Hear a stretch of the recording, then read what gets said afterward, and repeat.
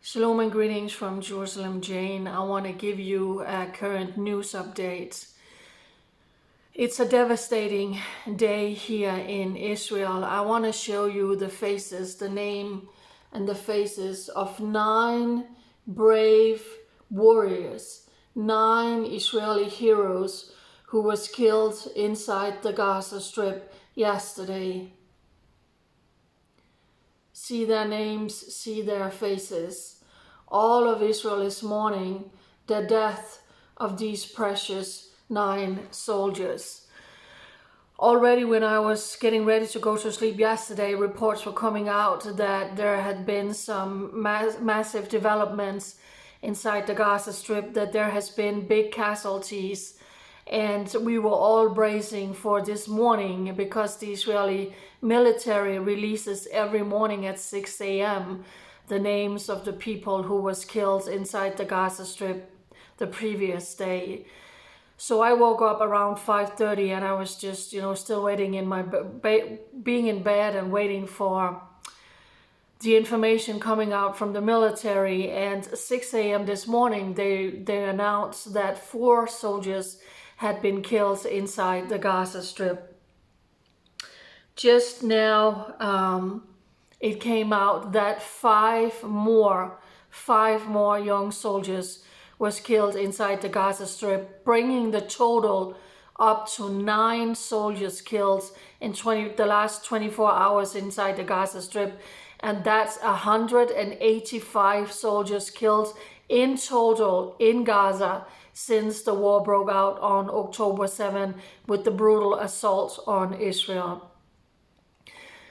I'm sending my deepest heartfelt condolences to all the families of these 9 soldiers who got a phone call yesterday or during the night that your beloved son, your beloved brother, your beloved uncle, nephew, husband has been killed inside Gaza, and many children are now without a father.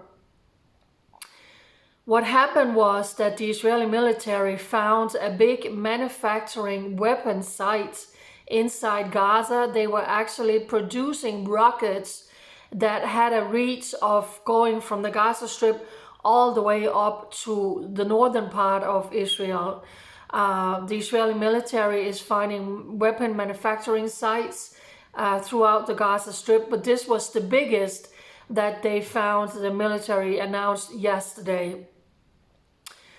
So according to reports, explosive devices was being brought in order to blow up some of the terror activities, the terror tunnels and these manufacturing sites. And it's not clear yet exactly what happens, if there was a booby trap or if some of the explosives that was being brought in to blow up the tunnels exploded early.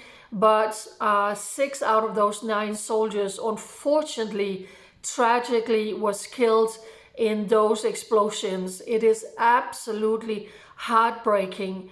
It is just devastating. So 9 soldiers killed. I believe this is the biggest loss in one day since this war began. May their memories forever be a blessing, and may God comfort their families. It is just absolutely devastating. It is absolutely heartbreaking. Things are very tense on the northern border.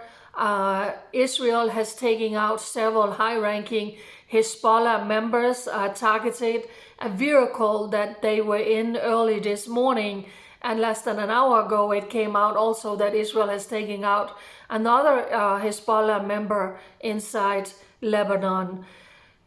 Code red has been sounding throughout the day with Hezbollah attacking Israel, and a Hezbollah drone launched from Lebanon actually struck the IDF Northern Command headquarters in Safat. Today there were no casualties, but there was an impact at the northern headquarters of the Israeli Defense Forces today. So things are constantly escalating on the northern border with Israel, taking out high-ranking Hezbollah members in Lebanon. Remember, only about a week ago they took out a high-ranking Hamas members. So things are very, very much on high alert on the northern border. Literally about 20 minutes ago, it was reported that there was a terror attack where a terrorist tried to stab IDF soldiers out in Samaria, but luckily nobody got injured. He didn't manage to attack any soldiers, but the terrorist was neutralized. On top of this, the Israeli Defense Forces are working out in Judea and Samaria. It is boiling in Judea and Samaria. If you, all of you who has been following me, you know how I was reporting about this as we were approaching last year the high holidays for Rosh Hashanah, for New Year's and for Sukkot. Everything was on high alert in Judea and Samaria. The established security establishments were finding all of these reports and indications of terror attack, imminent terror attacks in Judea and Samaria, and also meant for Jerusalem during the high holiday. Everything was a high alert in East Jerusalem, in Judea and Samaria, with all of these terrorists out in Judea and Samaria. And then what happened? Israel was attacked down in the south with the border into Gaza, with the attack coming from Hamas inside the Gaza Strip. But since October 7, the Israeli military has arrested nearly 3,000 terrorist suspects throughout Judea and Samaria, and 1,300 of those are affiliated with Hamas. They are Hamas terrorists. I have been reporting for years about how Hamas is expanding from within the Gaza Strip out in Judea and Samaria. They have a massive following and support amongst the Arab population living in Judea and Samaria. So things are very, very tense here in Israel. Inside Gaza, the Israeli military is doing incredible holy work against all of these terrorists who still manage to fire rockets. They were firing rockets into central Israel yesterday towards Tel Aviv, firing at towards Ben Gurion airports. Thank God Israel has the Iron Dome defense missile system shooting down most of these rockets. So they're still capable of firing rockets from inside Gaza. Israel is being attacked from Hezbollah, sending drones and rockets and anti-tank missiles towards Israel. Everything is on high alert out in Judea and Samaria. Israel is taking out terror cells throughout all of Samaria, mostly the northern part of Samaria, with undercover unit working, and they took out a terrorist cell yesterday. The Israeli military defense forces was working in Nablus this morning. So things are very, very tense here in the Holy Land. And like I started by saying, 9 soldiers tragically killed, 6 of them in explosions in Gaza yesterday. May their memories forever be a blessing. So everything is on a high alert. We still need your prayers for the Holy Land for such a time as this. I am just sitting here in my couch. I'm home recovering from the small surgeries that I had in both of my feet. Yesterday, I was taking the bus to the hospital. I had to go in for a checkup. And the first bus that came was packed, so I waited for the next bus. And as I'm getting on the bus, all of a sudden I can hear this female voice saying, "Excuse me, are you Jane?" And I turn around and there was this really pretty young lady, and I said, yes, that's me. And she says, "Wow, I've been following you for years. Thank you for being bold and for sharing the news out of Israel. I'm looking to you. I'm sharing about you to all my followers or to people I know to follow you, Jane. Thank you for what you're doing and for being bold." And I sat down, and all the bus ride to the Hadassah Mount Scopus Hospital, she was just sharing her heart about who she is and coming here to Israel and getting married, and now she was a student, and thanking me for what I was doing. And she says, "God is faithful to you, Jane. I have seen when you needed housing, you got housing." And I said, "Well, I'm actually in a situation right now where I need to move at the end of next month." And she says, "When God calls you to come here, he is with you, and God bless you." So that was just such an encouragement. If you watch this video, God bless you so much. You were really an encouragement to me. I went to the hospital, and this doctor who performed the small surgeries on my feet, he had to clean the wounds. And I think the people sitting outside the room could hear Jane saying, ow, ow. So yeah, that was painful.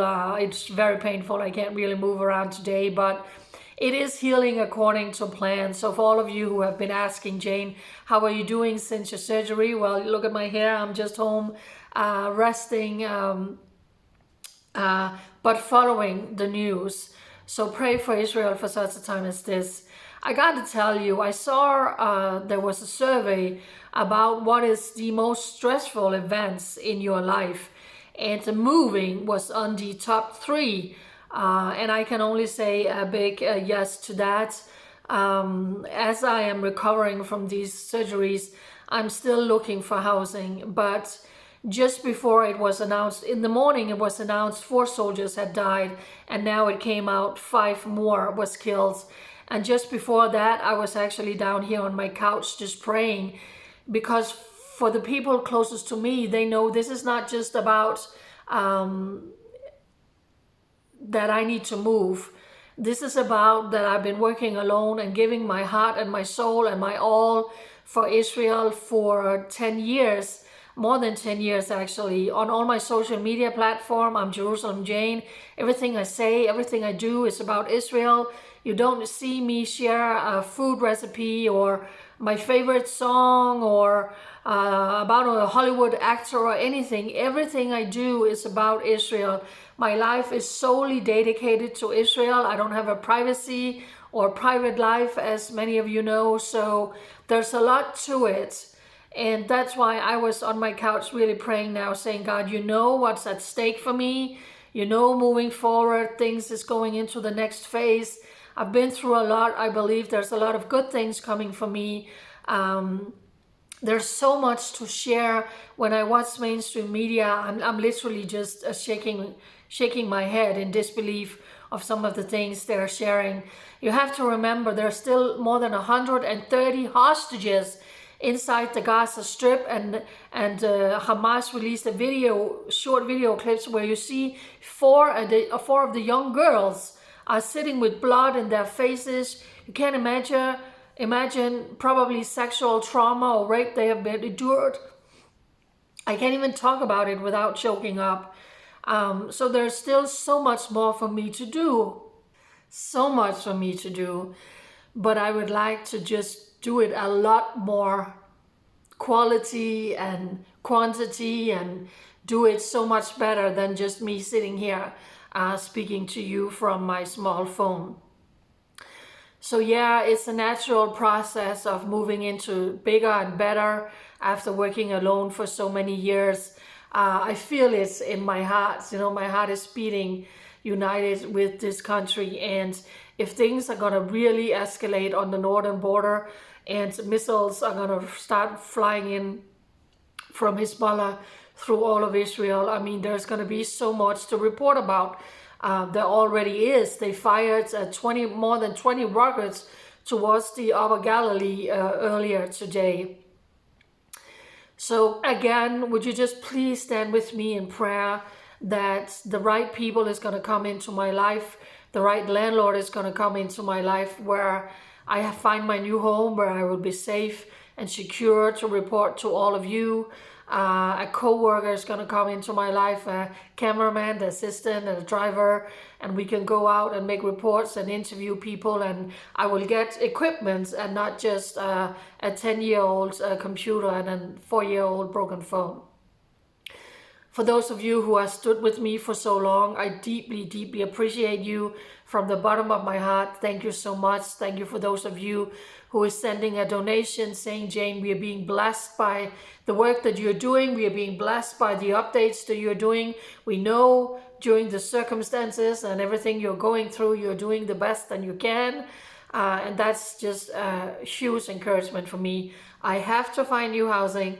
I have to pack up and move at the end of next month, and I still don't know where I'm going. So again, allow me to just attach my email address for anyone who has a lead for fully furnished apartments.